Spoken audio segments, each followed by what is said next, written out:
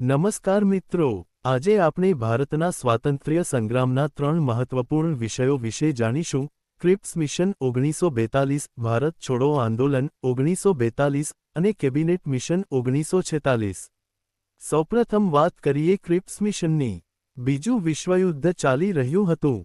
જાપાનની ઝડપી સૈન્ય પ્રગતિને કારણે બ્રિટિશ સરકારને ભારતના સહકારની જરૂર હતી. તેથી વર્ષ 1942માં સર સ્ટાફર્ડ ક્રિપ્સના નેતૃત્વ હેઠળ ક્રિપ્સ મિશન ભારતમાં મોકલવામાં આવ્યું. તે 22 માર્ચ 1942ના રોજ ભારતમાં આવ્યું અને તે સમયે ભારતના વાઇસરોય લોર્ડ લિનલિથગો હતા. ક્રિપ્સ મિશનનો મુખ્ય હેતુ બીજા વિશ્વયુદ્ધ દરમિયાન ભારતનો સહકાર મેળવવાનો, યુદ્ધ પછી ભારતને ડોમિનિયન સ્ટેટસ આપવાનું વચન આપવાનો અને નવી બંધારણ સભાની રચના કરવાનો હતો. મિશનની મુખ્ય ભલામણોમાં યુદ્ધ પછી ડોમિનિયન સ્ટેટસ આપવાનો પ્રસ્તાવ, ભારતીયો દ્વારા બંધારણ સભાની રચના, દેશી રજવાડાને પ્રતિનિધિત્વ, પ્રાંતોને ભારતીય સંઘમાં જોડાવા કે ન જોડાવાનો વિકલ્પ અને યુદ્ધ દરમિયાન સંરક્ષણ બ્રિટિશ સરકારના હાથમાં રાખવાનો સમાવેશ થતો હતો.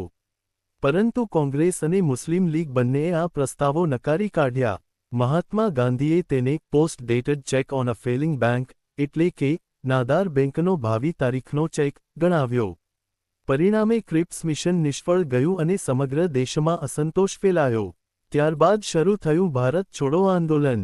8 ઓગસ્ટ 1942ના રોજ બોમ્બેના ગોવાલિયા ટેન્ક મેદાન, જે આજે ઓગસ્ટ ક્રાંતિ મેદાન તરીકે ઓળખાય છે, ત્યાં ભારતીય રાષ્ટ્રીય કોંગ્રેસના અધિવેશનમાં મહાત્મા ગાંધીએ ભારત છોડો આંદોલનની શરૂઆત કરી.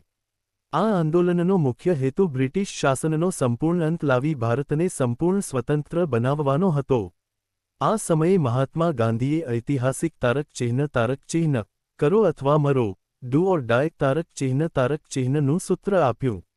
9 ઓગસ્ટ 1942ના રોજ મહાત્મા ગાંધી, જવાહરલાલ નહેરુ, સરદાર પટેલ અને મૌલાના આઝાદ સહિતના મોટા ભાગના નેતાઓની ધરપકડ કરવામાં આવી. છતાં સમગ્ર દેશમાં વિદ્યાર્થીઓ, ખેડૂતો, મહિલાઓ અને સામાન્ય જનતાએ સ્વયંસ્ફૂર્ત રીતે આંદોલન આગળ વધાર્યું. મહિલાઓમાં અરુણા આસફ અલીએ ગોવાલિયા ટેન્ક મેદાનમાં તિરંગો ફરકાવ્યો, ઉષા મહેતાએ ગુપ્ત કોંગ્રેસ રેડિયો શરૂ કર્યો અને સુચેતા કૃપલાણી સહિત અનેક મહિલાઓએ મહત્વપૂર્ણ યોગદાન આપ્યું. બ્રિટિશ સરકારે આંદોલનને દમન દ્વારા દબાવવાનો પ્રયાસ કર્યો, છતાં આ આંદોલન ભારતની આઝાદી તરફનું સૌથી શક્તિશાળી જનાંદોલન સાબિત થયું અને અંતે 15 ઓગસ્ટ 1947ના રોજ ભારત સ્વતંત્ર બન્યું. હવે વાત કરીએ કેબિનેટ મિશન 1946ની. 24 માર્ચ 1946ના રોજ કેબિનેટ મિશન નવી દિલ્હીમાં આવ્યું. તે સમયે ભારતના વાઇસરોય લોર્ડ વેવેલ હતા. આ મિશનમાં 3 સભ્યો હતા: lord Pethick Lawrence, sir સ્ટાફર્ડ Cripps અને એ. વી. એલેક્ઝાન્ડર. આ 3 સભ્યો અને વાઇસરોય વેવેલને યાદ રાખવા માટે મેગી ટ્રીક ઉપયોગી માનવામાં આવે છે.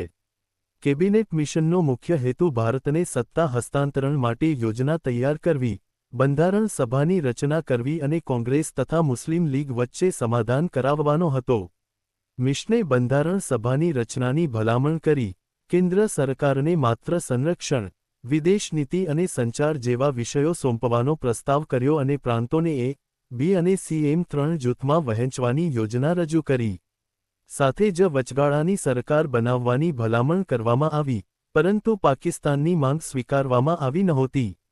6 જૂન 1946ના રોજ મુસ્લિમ લીગે આ યોજનાનો સ્વીકાર કર્યો. ત્યારબાદ બંધારણ સભાની રચના થઈ અને 2 સપ્ટેમ્બર 1946ના રોજ વચગાળાની સરકાર રચાઈ.